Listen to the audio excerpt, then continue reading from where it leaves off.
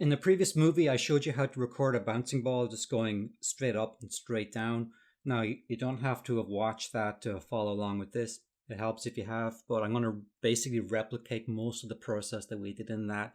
But this time, we're going to bounce the ball across the screen, and I'm going to show you some fine tuning that we can do with the program as well. So let's go into it. The exercise file is in the notes below if you want to load that up and have the same thing that we're working from. Let me walk you through the preceding file, which I've cleaned up a little bit. We have the timing charts on the top right. This is our rough layer. So essentially a quick reminder, if you've forgotten, we have our layer panel here, just like you would in Photoshop. We have the background. Let me switch these off. Background layer is white. The reference layer just gives us a basic ground plane. Then we have the ball rough animation.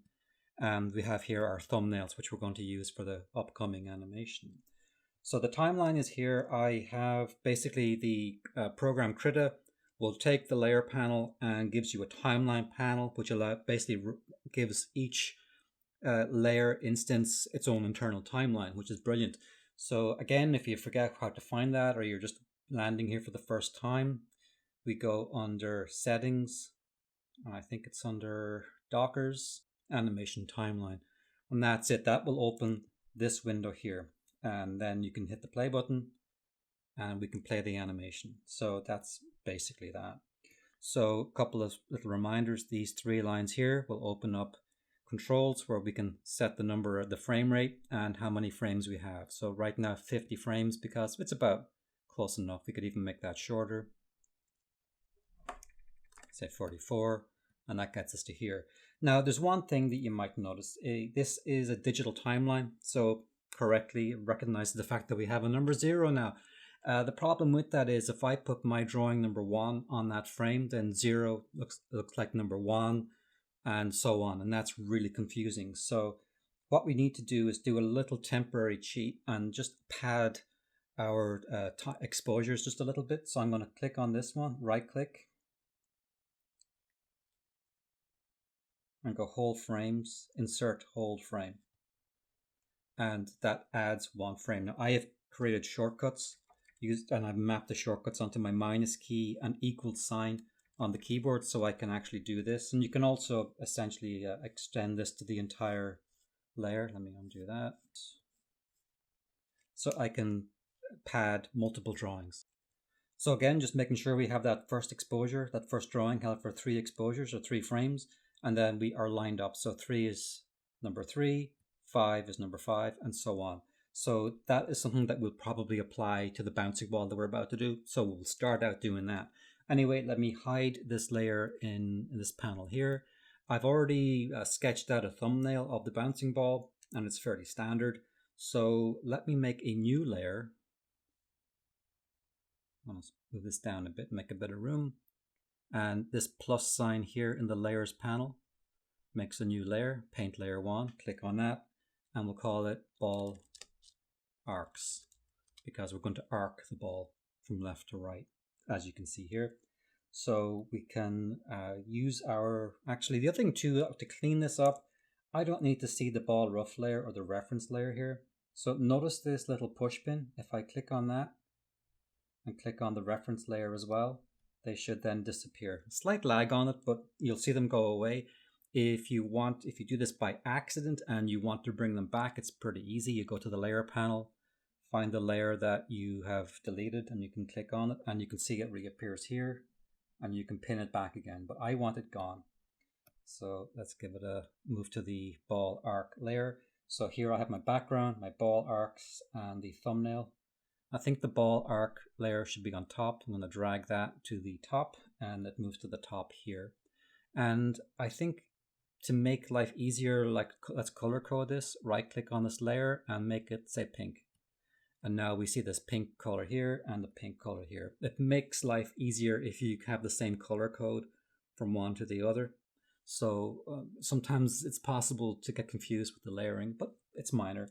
So we can, like I said, hide and use hygiene to track what we're doing. Anyway, let's go to the thumb layer and we can click that layer here and bring the opacity down just so that it's a very faint reference layer. and go back onto the ball arc layer, and it's important to click the ball arc layer in the layer panel. I think if you click on these panels here, it doesn't do as much, so it's good to get into the habit of clicking on the layer panel. Let's go there and let's start drawing. Hit the brush tool. Let's see, I think just the brush presets panel down here. Now I have my own custom brushes. Click on this thing here. You can pick any brush you like, whatever you're comfortable working with. You're not committed to mine. I've made my own tag here called Sketcher. I have a movie already done about this. I'll link to that below as well. And that's the wrong color. Let's pick black. That's the wrong brush, so let's pick one of these guys. Let's see. That's kind of a nice one. I just want something that looks like a pencil. This is going to be not the final clean drawing. It's going to be like a rough drawing, like you would do if you're sketching it out. So I have a couple of brushes that are kind of suitable for that. Let me see if I can find one of the other ones. And again, I'm going to put the link to, I like this one too. Let me go with that one. So I'll put the link to this file in the notes below as well. I don't want to get too deep into the weeds of brush customization because I want these movies to be about animating. So plenty of movies are on YouTube that will give you like a really good idea of that. So, okay, so this is our drawing now. A little confession. As I've gotten older, I found it harder and harder to draw symmetrically. I find when I do straight on portraits, faces are slightly out of alignment. So luckily in KRITA, there's a very cool, quick way of doing a mirror flip. You hang your cursor over the vertical axis that you want and hit Alt-M. And when I do this, I can see that I have a kind of a wonky ball here. So let's go back and tweak this somehow. So I could, just delete and try another pass, see if this helps.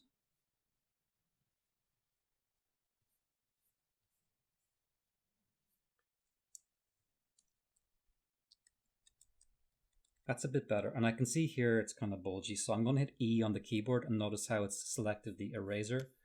So now I can do this. I hope you don't have the same problem that I do with this, but it's annoying. Deselect the eraser tool and let's keep going. I think that'll do. I mean, like I said, this is going to be, I'm going to erase a little bit. This is just like a rough pass, but I don't want the ball to be too off center. That's fine. Okay, so let's move out, and various ways we can approach this, but probably the cleanest one will be to do the different positions that are spherical. So I would say that the landing poses actually, and you see here I don't have a squash on it, so we're going to add a squash to this too. We also have number 21, which is spherical because as the ball falls, it begins to stretch out, then it impacts and squashes. It stretches again as it bounces off, but as it approaches the high point, it pulls very quickly back into that spherical shape. So before I do any squash or stretch, let's just lay in the landing and the high points. So that'll be on number 11. And here you see the virtue of having the right frame numbers. So let's go to, let's see here. So we want to click on this icon here, and that's created like a long exposure for that one drawing on the timeline. The other thing I want to do for hygiene as well is make sure that we have the clip ending on around 44 like the other one. So let's go to number 11, and I'm going to see if I can click and drag this to here and see if that makes a new drawing, and it actually has. So my only other fear is to make sure that I haven't cloned the drawing, because KRITA will also clone drawings, and that's like a symbol, so if you change the first, it'll change the second. So it's a very quick and silly test. Let's do that. Let's make a line there, and it hasn't cloned it. So these are completely separate, so that's really handy. So I'm kind of learning as I go here. So let's go to 21, do the same thing. I'm going to click and drag to here, and notice how on the timeline it's made a completely new image. And actually you can see those diagonal lines. That tells us that we're dealing with a completely separate instance. Now, if I had cloned the drawing by using a different process, which we'll show later, then you'd see the two drawings with the diagonal lines. Anyway, let's go to the next one, which is 31.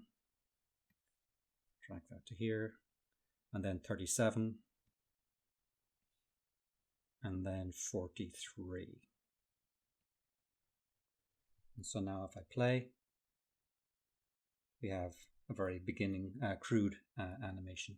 So the next thing I would do is I'm going to use a transform on the ball on the squash so that I don't have to redraw it every time.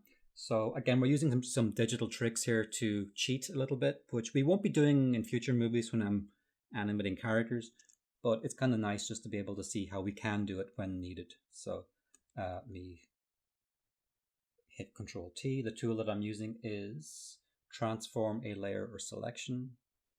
And if you hold down one arrow, it'll stretch on one axis. And if I hold down Alt or Option on the Mac, it does both. So when we do these kind of procedures, it's very important that you watch the volume so we don't stretch too much on one individual axis. So Control T again here. I have to click on it too. Now, this won't have exactly the same amount of squash as the first one because it's not hitting the ground as hard. It's falling from the midpoint to the ground. Okay, so let's see. What else do we need? I think that's fine for these. The next pass will be to add the sort of the stretchiest. That's number 9, which you can vaguely see here in red. So I'll go to this position, click on this move a layer tool, and drag that into place. And if you are worried about this looking a little digital, like if we constantly copy and paste, the eye can pick up the fact that it's the same line being moved. So let's cheat to try to trick the eye a little bit. I'm going to Control T and select that and just rotate this. And that'll change the individual pixel positions if we want to try to trick people and be dishonest. So let's click on this again and we can just stretch this to match that rough outline. And again, I'm trying to watch the volumes on this. And I think I might be gaining a bit of volume. We do want to stretch it to have like a decent amount of cartooniness to this. And the more squash, the cartoonier the scene is going to look. So we have this position there. I'm sorry about my cats. I can't help it. I've already re-recorded this thing like 3 times, so I'm going to let them meow. So let's see what else. So we have, of course, our timing charts, which we had on the original layer. But I'm going to use the check marks on the thumbnail as a placement guide. I'm not going to worry about too specific about that. So the other thing I want to do, so we don't get lost with all these little blue blobs, is right click on that and make the keyframes gray. Right click again and gray. And this is kind of the noodly part, but it really will become important because it allows you to have visual control over what you're working on. And then the breakdown, which I'll consider this to be a breakdown, I'll make that red. And then let's go and just very quickly drop in, use this tool again, and just drop in the balls on 7. This should not be gray because it's not a keyframe, so let's just make it no color at all. And it gives it this just like generic blue. And I'll just add these positions here and here. And again, these should also not have any colors. All right, so now we see keyframe, in between, breakdown, and keyframe. And we might want to stretch this one a little bit. So Control T, just a little, not much.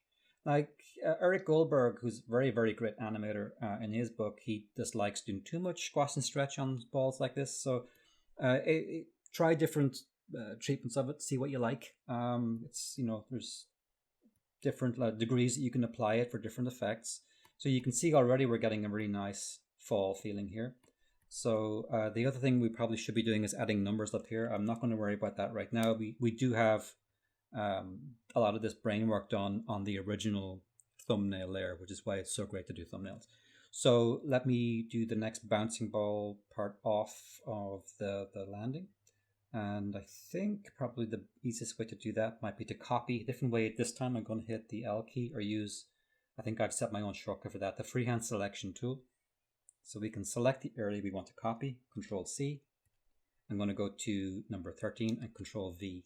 And that's pasted a copy into place there. And again, we can use the layer move tool. And we can move this to the position 13 here.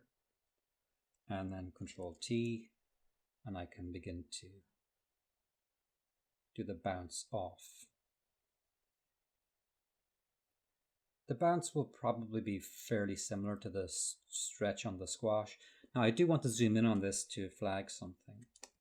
So this is a very fast action where we're coming bump up like that. And what you don't want to have happen is to have too big a gap between, say, the frame where we're about to hit the impact frame and the bounce. So I'm just accidentally made a new layer here. I do not know what just happened. So there we go. So I think when I pasted into there, I made a new layer. So let me undo that.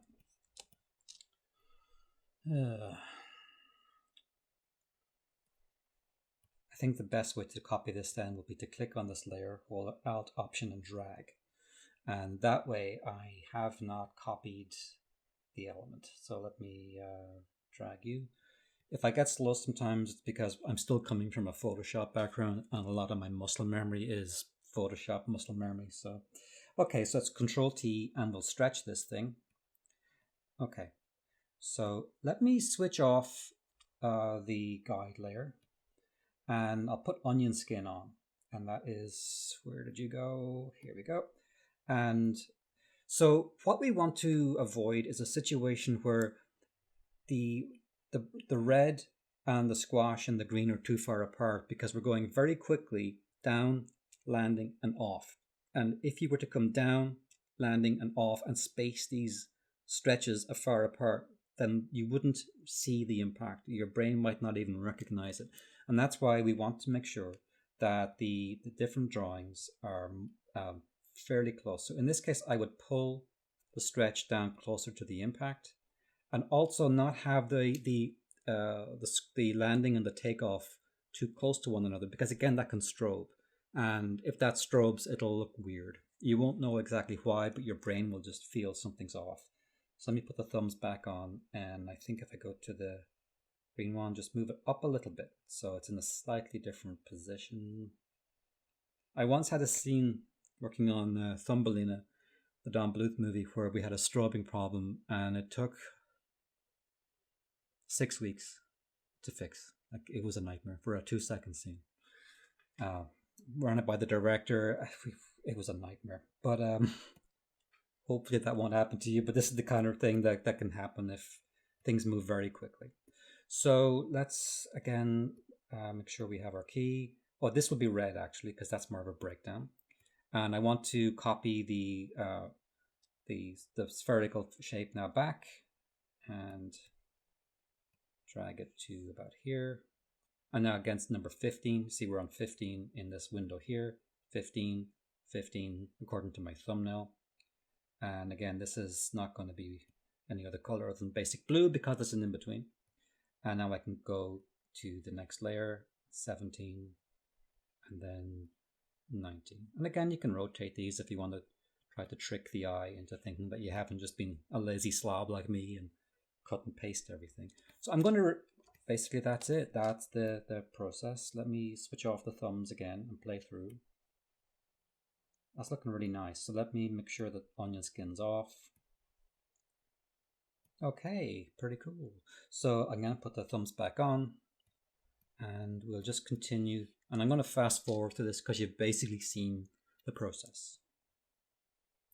Okay, we'll pick up here and let's play through. I've just extended the same repositioning across the entire thing.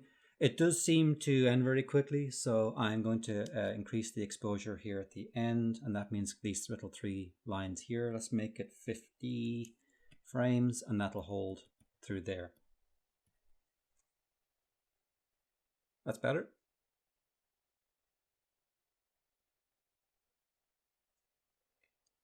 The only other thing I would do, click on onion skin, and I think, let's see if I can modify onion skin. I'm not sure if I can easily. It would be nice if I could see the entire run through. Yeah, so I just open this little panel here, and it's actually really nice. It enables me to select the number of drawings. So this also is a great way to see the spacing of the different frames and see if we have any mistakes. So now if I go through it, it looks like something out of one of those animation textbooks. And I think it's picking up, like we maybe are slowing in too much here at the top.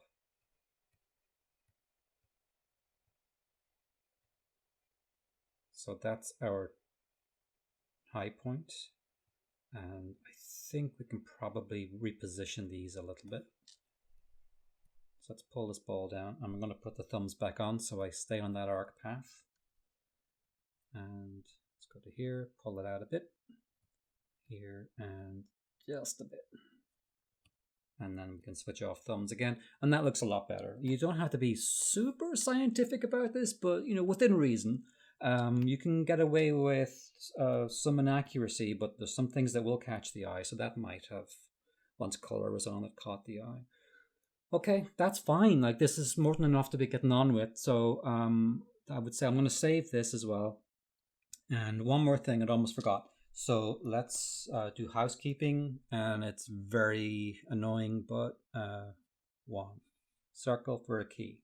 And this will be 3. 5. And I'm just going to go through 7. Now the red ones are breakdowns, and just to help you remember as we move through, put a line under that for the breakdowns. 11, and this is the beauty too of having our like extra frame here now. It's very easy for me to get the right number because I know 11 here is going to be the drawing number. 13, 15, actually 13 is a key, so line under that. 17, 19, and on. 21, that's going to be a key.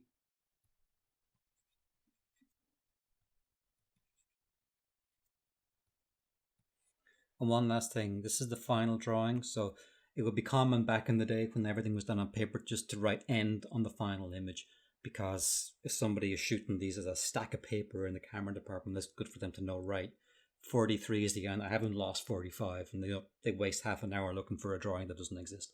So that's basically that. We have, let me save this, file, save as, ball arc, stop. Okay, it's my stop position. In the next movie, we're going to take this and clean it up, and I'll walk you through the production process of how we take a scene from rough through clean up through color, maybe adding some other details that make it much richer to look at. Anyway, I'll see you in the next movie. Bye.